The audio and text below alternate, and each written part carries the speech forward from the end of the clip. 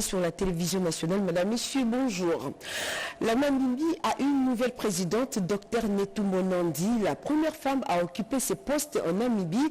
Invité, le président de la République démocratique du Congo, Félix Antoine Tshisekedi Tshilombo, a pris part ce vendredi 21 mars 2025 à la cérémonie des prestations des serments à Windhoek aux côtés de ses homologues.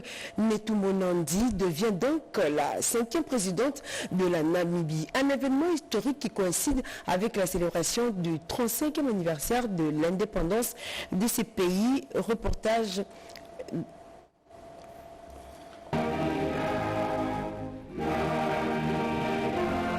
Ils auraient voulu célébrer ce double événement historique dans leur stade local, mais la météo a contraint les organisateurs namibiens à accueillir leurs invités des marques au palais présidentiel.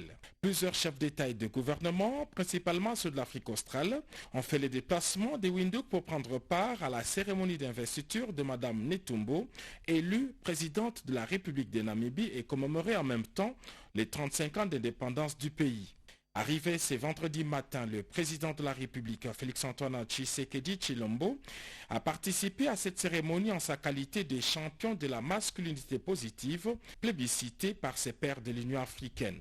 Comme le veut la tradition, le président sortant a remis les attributs du pouvoir au président de la Cour constitutionnelle, qui les a remis à son tour à la présidente élue.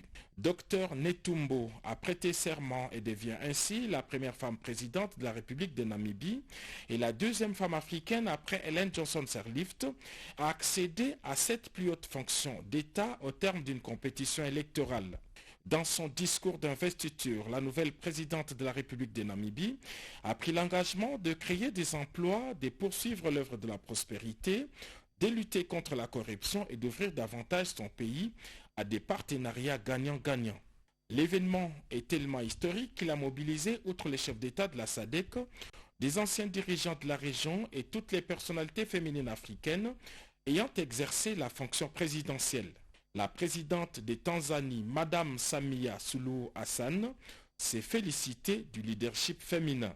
Âgée de 73 ans, la nouvelle présidente de la République a un cursus politique exceptionnel. Entrée en politique à 14 ans, elle a milité au sein de l'Organisation du peuple du Sud-Ouest africain, SWAPO, où elle a franchi tous les échelons jusqu'à la présidence du parti.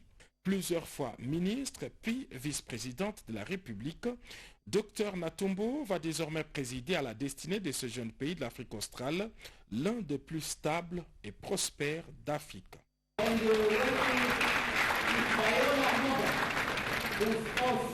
Elle a été vice-présidente du parti au pouvoir, la SWAPO. Netumbo Nandi a remporté dès le premier tour de l'élection présidentielle. Focus sur ces scrutins avec Joseph Oscar Mbalkaïj et Paulette Lomba. Journée historique en Namibie, pays de l'Afrique australe. Elle, c'est la toute première femme élue présidente de la République depuis l'indépendance de la Namibie. Netumbo Nandi Ndaitwah, 72 ans, actuelle vice-présidente issue du parti au pouvoir, a été élue dès le premier tour avec 57,31% de suffrages. Comme 5e chef d'État de la République, la commission électorale de ces pays d'Afrique australe l'a annoncé mardi au cours de la cérémonie des publications des résultats de l'élection présidentielle. Le parti de celle que le pays surnomme NNN, l'Organisation du peuple du Sud-Ouest africain, la SWAPO, dirige la Namibie depuis son indépendance en 1990. Ce pays riche en minerais compte 3 millions d'habitants. Le premier opposant, Panduleni Itula, arrive loin derrière avec seulement 25,50% de voix dans cette élection qui a connu une forte participation, mais aussi de nombreux cafouillages. Les élections présidentielles et législatives du 27 novembre ont dû être prolongées à 2 reprises en raison de problèmes logistiques et techniques, avec notamment une pénurie de bulletins de vote. Plusieurs chefs d'État africains et de gouvernements ont effectué les déplacements à Windhoek, capitale de la Namibie, pour assister à la cérémonie d'investiture et des prestations de serment du nouveau chef d'État. Parmi eux, le président de la République démocratique du Congo, Félix Antoine Tshisekedi Tshilombo. Dans l'actualité nationale, à la Chambre basse du Parlement, les députés nationaux ont adopté le calendrier de la session de mars 2025 et prorogé pour la énième fois l'état des sièges en vigueur dans les provinces du Nord Kivu et de l'Ituri. Une décision prise à l'issue d'une séance plénière marquée par un vibrant hommage aux victimes du conflit dans l'Est de la République démocratique du Congo, les récits, et avec Amin Malaka.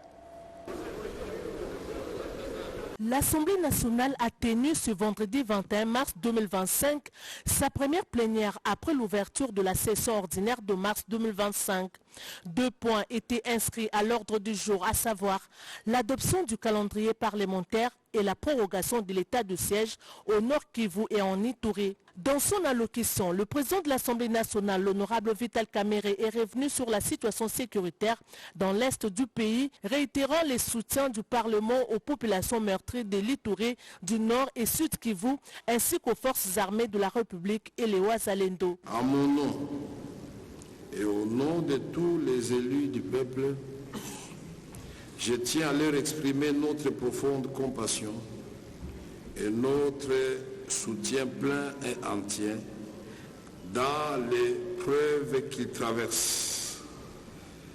Qu'ils sachent que nous ne les oublions pas, que leurs souffrances sont aussi les nôtres et que la paix sera restaurée sur l'ensemble du territoire de la République démocratique du Congo.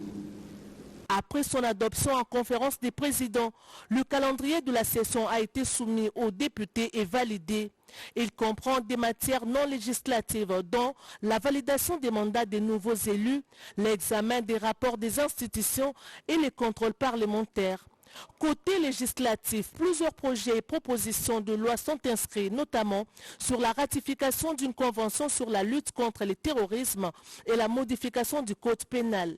Enfin, la plénière a examiné et adopté la prorogation de l'état de siège dans les 2 provinces sous menace sécuritaire présentée par le vice-ministre de la Justice et contentieux international. Enfin, la plénière a examiné et adopté la prorogation de l'état de siège dans les 2 provinces sous menace sécuritaire présentée par le vice-ministre de la Justice et contentieux international Samuel Mbemba Kabouya, qui a, au nom du gouvernement, présenté ces textes afin de solliciter son vote par la plénière.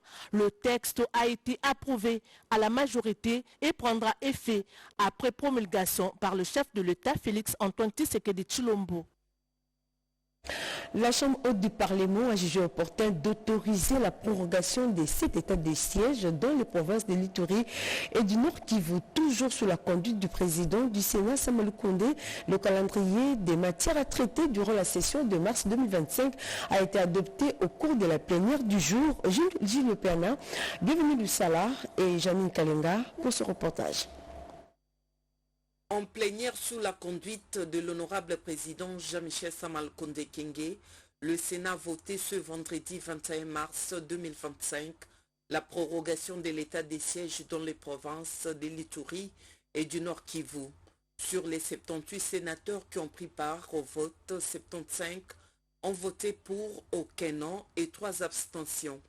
Cette énième prorogation de l'état des sièges dans les 2 provinces de l'Est intervient dans un contexte où la République démocratique du Congo est agressée par l'armée rwandaise avec ses supplétifs du M23 AFC. Ce projet de loi ainsi adopté sera transmis au président de la République pour promulgation. Nous avions eu la plénière proprement dite avec l'ensemble des honorables sénateurs. Nous sommes d'abord penchés sur la question de nos travaux. Le calendrier de cette session de mars 2025, nous avons ensemble apporté des amendements sur les propositions apportées par le bureau et nous avons adopté notre calendrier, c'est-à-dire le canevas de travail qui va nous conduire à partir de maintenant jusqu'à la fin de la session de mars.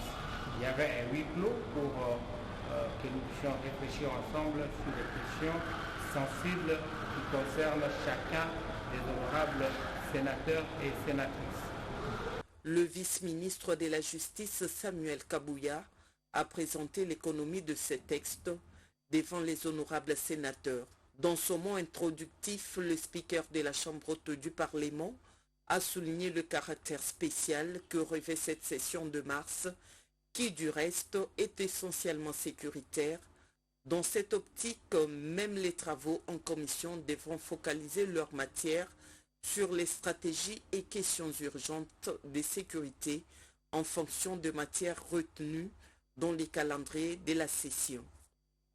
De retour dans la capitale, la première ministre Judith Suminwa a été ce vendredi face aux étudiants de l'université protestante du Congo autour des questions liées aux droits de la femme.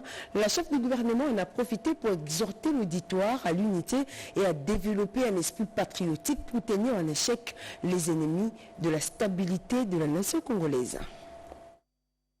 Le développement de la femme congolaise au cœur d'une conférence interactive entre la chef du gouvernement Judith Suminwa Tuluka et les étudiants de l'université protestante au Congo. Cette rencontre est initiée dans le cadre des activités du mois de mars consacrées à la défense des droits de la femme, a permis aux étudiants de l'UPC de puiser à la source toutes les informations sur les actions gouvernementales visant à promouvoir entre autres l'entrepreneuriat féminin. Un échange à bâton rompu avec les étudiants futurs dirigeants de la RDC qui a tout son sens en ces moments où les gouvernements appellent à l'unité, la cohésion nationale, l'amour de la patrie, mais aussi à la participation de chaque Congolais au développement économique du pays. Briser le plafond de verre, c'est que ne pas être impressionné parce qu'on est une femme au concert. Nous avons des compétences et nous ne devons pas hésiter à les mettre à profit pour pouvoir travailler dans les conditions les meilleures au même titre que les hommes et nous ne devons pas le craindre. Nous devons nous affirmer et toujours avancer. Congolais Téléma, ça veut dire que tout Congolais et toute Congolaise aujourd'hui doit se lever pour dire non, pour ne pas à ce que l'intégrité territoriale et la souveraineté de notre territoire soient bannies. Nous devons la respecter et toutes les femmes doivent porter ce message parce que c'est ça le plus important, porter ce message de patriotisme pour que tout le monde et particulièrement nos militaires au front, les Ouazalendo, sachent que la population congolaise les soutient et particulièrement les mamans parce que nous avons aussi des sœurs de l'autre côté qui subissent les violences, qui subissent les affres de cette guerre et que toutes les Congolaises, toutes les jeunes femmes ici présentes soutiennent toute cette population. La première ministre appelle les futures jeunes femmes à plus de résilience et de combativité pour s'imposer dans le milieu professionnel au même titre que les hommes. Au-delà de tout, la place de la femme au sein du développement n'est pas seulement d'être une mère, ce n'est pas seulement d'être une épouse, mais c'est d'être une pleine actrice dans le processus de l'épanouissement, non seulement pour la femme congolaise en particulier, pour la RDC et pour le monde. C'est par le tour de stand où les étudiants ont exposé les œuvres artistiques de bijoux et de produits cosmétiques made in RDC que la première ministre a bouclé sa journée à l'université protestante au Congo.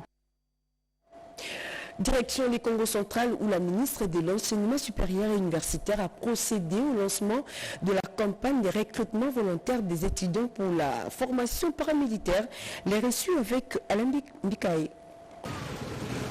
C'est l'ISP Mbanzangungu dans le Congo central qui a été choisi pour accueillir le lancement du fonds scientifique et le recrutement volontaire des étudiants pour la formation paramilitaire en vue de faire face à l'agression rwandaise par la ministre de l'Enseignement supérieur et universitaire et su devant la communauté universitaire de cette province. La professeure Marie-Thérèse Sombo est revenue sur d'autres fronts ouverts par les gouvernements avec l'appui du chef de l'État Félix-Antoine Tshisekedi Tshilombo pour la sauvegarde de l'intégrité territoriale et la souveraineté nationale. Ce sont notamment les fronts diplomatiques, militaires et médiatiques contre le poison rwandais qui cherchent à diviser les Congolais. Chaque analyse scientifique doit servir à éclairer l'opinion et renforcer notre souveraineté. Nous devons mobiliser nos compétences pour comprendre les impacts de la guerre et proposer des solutions. La jeunesse universitaire est la force motrice de la souveraineté nationale. À l'occasion, la patronne de l'ESU a invité la jeunesse estudiantine à un enrôlement massif volontaire dans l'armée et occuper les réseaux sociaux avec les vraies informations pour combattre les fake news rwandais. Des nouvelles du ministère de la Défense nationale, nous apprenons la dotation du centre de santé militaire du Conseta et des Mikondo des ambulances par le vice-premier ministre, ministre de la Défense, qui a également pris en charge les blessés de guerre, nous rapporte Sandra Nyangui dans ce reportage. Améliorer les conditions de vie des hommes en uniforme servant le pays sous le drapeau, cette vision du commandant suprême chef de l'État Félix Antoine Tshisekedi Tshilombo prend lisiblement forme par le truchement du vice-premier ministre, ministre de la Défense nationale et des anciens combattants, Guy Kabombo Modianvita. La dotation des ambulances médicalisées au centre hospitalier militaire de Conseta et Mikondo est un bel exemple pour une bonne prise en charge des militaires et leurs dépendants. Le sens de dévouement de la haute hiérarchie en faveur des militaires a été salué à sa juste valeur par le général-major Jean-Claude Singhi, commandant corps santé militaire, visiblement satisfait de cette dotation. Ces deux dotations sont une preuve éloquente de l'intérêt particulier de toute l'attention que la très haute hiérarchie accorde au bien-être du militaire, au social du militaire et tous les efforts qu'il consent pour l'amélioration des conditions de vie des militaires. Guy Kabombo Modianvita a en outre rassuré l'élargissement de cette dotation dans plusieurs centres médicaux militaires disséminés à travers la République. Cette dotation, il faut le dire, intervient après une visite effectuée par le VPM de la Défense nationale dans ces deux structures hospitalières militaires lors de son réconfort des blessés de guerre. Lutte contre les constructions anarchiques, le ministre en charge de la politique des villes monte au créneau pour arrêter l'hémorragie liée aux effondrements récurrents des immeubles. Des mesures coercitives seront appliquées pour le non-respect des normes de bâtir, a-t-il martelé après une ronde qu'il a effectuée dans sa suite Luisette Tsakala. Elles sont légion les constructions anarchiques dans la capitale et dans d'autres villes de la République démocratique du Congo. Les écroulements d'immeubles sont devenus monnaie courante, conséquence des standards urbanistiques complètement ignorés. Pour recadrer les choses et faire respecter les textes légaux en la matière, mais surtout vouloir appliquer à tout prix les instructions du président de la République, le ministre délégué à l'urbanisme et a en charge la politique des villes, Didier Tengetelito, poursuit sa mission d'inspection dans la ville capitale.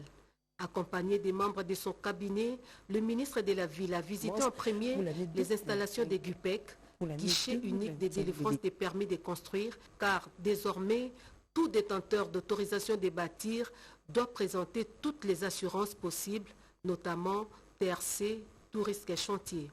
Juste après, le ministre a mis les caps sur les communes de Barumbu et de Kinshasa où il a inspecté quelques chantiers victimes d'incendie. Tengetelito a inspecté également les marchés centrales et la maison communale de la Gombe, point de chute de cette itinérance du ministre. Sur place, Tengetelito a échangé avec les administratifs de l'urbanisme et habitat pour leur rappeler la rigueur qui doit caractériser leur travail.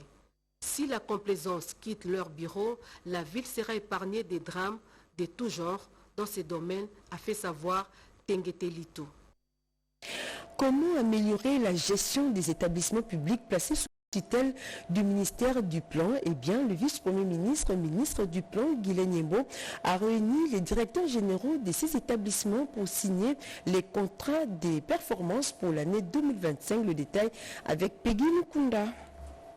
Promouvoir la culture de la compétitivité et de la transparence dans la gestion des établissements publics, l'Institut national de la statistique, l'Agence de la promotion des investissements et l'unité des conseils et de coordination publique et privée à travers leurs directeurs généraux viennent de signer un contrat de performance pour l'exercice 2025 avec le vice-premier ministre, ministre du Plan, Guilain Nyembo.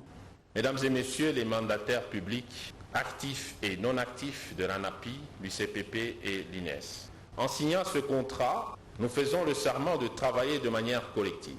Je vous encourage à faire preuve de créativité, à sensibiliser les ressources humaines à votre disposition autour de la mise en œuvre de ces contrats de performance. Dès lors, la valorisation du capital humain, le maintien du dialogue social et d'un climat de travail apaisé deviennent un atout majeur au service de la performance de vos structures respectives.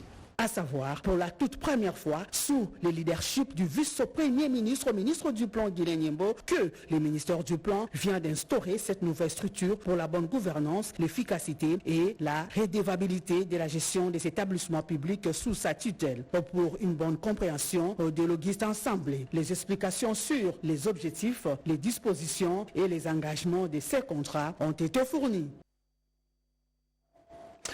Plus de 100 bons pupitres, c'est les dons cette fois-ci de la société pétrolière indienne remis à l'Institut Bakanja situé au quartier Kaouka dans la commune de Kalamou. Suivez. Dans le cadre de ces activités sociales destinées à contribuer à l'amélioration des conditions de vie des communautés locales, la société Ingène RDC a volé le 3 mars 2025 au secours de l'Institut Bakanja, situé au quartier Kaouka dans la commune de Kalamou, en mettant à sa disposition une centaine de bancs pupitres neufs. C'est le président du conseil d'administration de cette société pétrolière, Jean-Claude Sungula, qui a procédé à la remise officielle de ce premier lot des bons aux responsables de l'Institut. Aujourd'hui, nous accompagnons les élèves dans la dotation des bancs pupitres parce qu'il s'agit de la jeunesse, l'espoir de demain qu'il faut outiller. Et une jeunesse bien encadrée, bien formée, bien éduquée, c'est déjà l'espoir de toute une génération et l'espoir d'un pays. C'est le socle même du développement. Au sein d'Ingène, nous avons toute une culture de l'entreprise qui nous motive à poser ce genre d'actions. Nous avons d'autres actions qui sont prévues parce que le partenariat avec l'Institut Bakanja ne fait que commencer.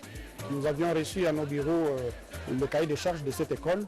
Et là, il s'agit de la remise d'un premier lot d'une centaine de bancs et la deuxième étape suivra. Il faut rappeler qu'Ingène RDC est un acteur clé dans le secteur énergétique en RDC. Au-delà de ses activités principales, Ingène RDC s'engage activement dans des initiatives visant à améliorer les conditions de vie des communautés locales en mettant un accent particulier sur l'éducation, la santé et le développement durable. Santé à présent, la trisomie 21, c'est une maladie génétique qui nécessite un soutien substantiel aux personnes qui en sont affectées. Le 21 mars, journée dédiée à la trisomie 21, occasion pour la ministre des Affaires sociales d'appeler à la prise de conscience au cours de l'activité de célébration de la dite journée organisée par l'association Sans Frontières au centre Wallonie-Bruxelles. Commentaire Edith Chala. Sous le haut patronage de la ministre des Affaires sociales, Action humanitaire et solidarité nationale, Nathalie Azizamounana, l'association Sans Frontières célèbre ce 21 mars 2025 la journée de la trisomie 21 au village Bondeko sous le thème « Améliorons nos systèmes de soutien ». Après la prière et l'hymne national, plusieurs intervenants ont défilé pour parler de l'encadrement des personnes trisomiques 21. Étant des personnes entières, elles peuvent jouir des mêmes droits comme tout le monde, mais à cause de leurs difficultés, elles ont droit à un soutien spécifique et soins appropriés, d'où il faut plus d'amour pour cette catégorie de personnes, un soutien social et psychologique. La ministre des Affaires sociales, Action humanitaire et solidarité nationale a dit faire tout ce qui est à son pouvoir pour apporter la prise en charge psychologique, pour apporter la prise en charge psychosociale dans sa générosité légendaire. Pour lier l'utile à l'agréable, Nathalie Azizamounana a partagé un repas de cœur avec les enfants trisomiques 21. C'est en 1959 que le syndrome a été découvert. La trisomie 21, appelée syndrome de Down, est plutôt une anomalie génétique qui survient lorsqu'une personne possède un chromosome de plus à la 21e paire. Politique à présent, les membres nommés au présidium de l'Union sacrée de la nation ont été accueillis dans leur famille politique. Cette dernière a exprimé sa reconnaissance au chef de l'État pour la confiance placée aux notables de la Grande Orientale. Suivez. C'est dans un élan de gratitude et de reconnaissance que les 6 membres récemment nommés au Présidium de l'Union sacrée de la Nation, issus de la Grande Orientale, se sont réunis autour de leurs bases respectives en présence du secrétaire permanent de l'Union sacrée ce vendredi 21 mars 2025 pour exprimer les reconnaissances au chef de l'État Félix-Antoine Tshisekedi Tshilombo, haute autorité politique de l'Union sacrée de la Nation. Réitérer, si vous voulez, notre soutien indéfectible à son Excellence Monsieur le Président de la République. Je dirais mieux renouveler notre révérence à sa personne, aux forces armées de la République du Congo, ainsi que à toutes les institutions qui l'accompagnent, à l'effet de mettre un terme à la énième aventure soldatesque de Kagame sur notre territoire. L'entrée de ces dignes fils et filles au sein du Présidium de l'Union sacrée de la Nation est perçue comme une reconnaissance des compétences et du potentiel de la Grande Orientale. Le secrétaire permanent de l'Union sacrée de la Nation, le professeur André Mbatabe Soumangu, a saisi cette occasion pour rappeler à tous que le chef de l'État, Félix-Antoine Tshisekedi Tshilombo, haute autorité politique de l'Union sacrée, est engagé sur tous les fronts pour terminer cette guerre d'agression injustement imposée à la RDC. Votre président de la République ne cédera pas un seul mètre carré du territoire national. Et quoi qu'il arrive, quoi qu'il en coûte, cette guerre, nous la gagnerons. Une motion de soutien au président de la République a été lue. Et les notables de la Grande Orientale croient fermement que cette représentation accrue conduira à des décisions mieux adaptées aux réalités locales. Ce moment de gratitude envers le chef de l'État Félix-Antoine Tshisekedi Tshilombo n'est pas seulement une célébration, mais un appel à l'unité et à la collaboration pour un Congo uni et pacifié. Même scène de liesse dans les Sankourou où la population a exprimé sa gratitude au garant de la nation, Félix-Antoine Tshisekedi Tshilombo, pour les choix portés aux acteurs politiques ressortissants des Sankourou, Christophe Lutundula et Lambert Mendo Malanga, parmi les membres du Présidium de l'Union sacrée de la Nation. Les rues de l'Odja Noir de Monde, c'est la province du Sankourou qui exprime sa gratitude au président de la République après la désignation de Lambert Mendo Malanga et Christophe Lutundula comme membres du Présidium de l'Union sacrée. L'effervescence était totale. Toutes les forces vives dans les rues de l'Odja, y compris les militantes et militants de l'Union sacrée. Les lieux de départ, la profession a pris la direction du stade Lumumba pour immortaliser ces moments historiques. Des remerciements coulés sous forme d'une déclaration. Les Sankourous en général, et particulièrement les membres de l'Union sacrée de cette province, réitèrent leur soutien indéfectible au chef de l'État, notamment pour toutes ces démarches, en vue de restaurer la paix, l'unité et la cohésion sociale. Ils expriment leur pleine disponibilité pour accompagner les actions en sa qualité de garant de la nation, pour participer activement à la mobilisation des jeunes recrues au sein de FRDC et des résistants Ouazalendo. Faire de lance de la prévention menacée par l'ennemi qui cherche à déstabiliser notre pays. Et nous accompagnons nos deux veillants élus, les honorables Lambert Mendo Malanga et l'honorable Lutundula Palapena Pala, désormais membres du Présidium de l'Union sacrée de la Nation. Car il n'y a aucun doute quant à leur loyauté et leur savoir-faire aux côtés du chef de l'État. Pour les Sankourois, les deux personnalités politiques ont fait preuve de leur loyauté au chef de l'État Félix-Antoine Tshisekedi. Et cette désignation est une récompense au service rendu à la nation. Et enfin, le nouveau permis de conduire avec puce est disponible. Cette délivrance reste conditionnée. Suivez l'inspection du centre de production de ces permis de conduire. Il s'agit ici d'une visite d'inspection des opérations des ventes des permis de conduire au secrétariat général des transports. Le directeur général des recettes administratives, judiciaires, domaniales et des participations d'Egérad, Étienne Ochoudou-Lutula, accompagné de son adjoint Jean Kamwena, était sur place pour s'en rendre compte.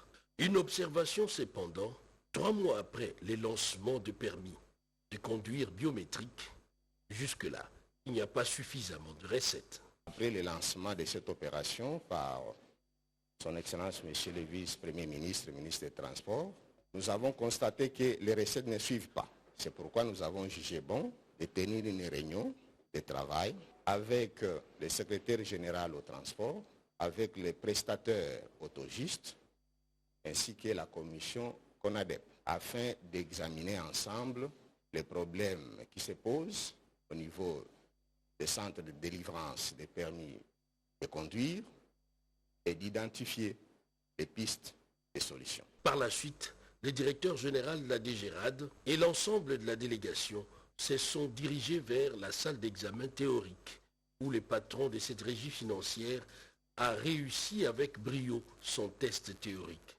La seconde étape, l'autodrome pour effectuer l'examen pratique avec succès. Point de chute, la salle d'ordonnancement où est établie la taxation pour finir la capture. Et voilà, mesdames et messieurs, c'est la fin de cette édition du journal des 7 heures. Merci de l'avoir suivi. Ce journal a été réalisé par Mamita Bangoulou et Maxime Andorquois. La partie technique a été assurée par Jean-Guy Seka, Emile Zola et Ribin Kumbou. Les prochains rendez-vous de l'actualité fixés tout à l'heure à 13h30. Excellente suite des programmes sur la RTNC.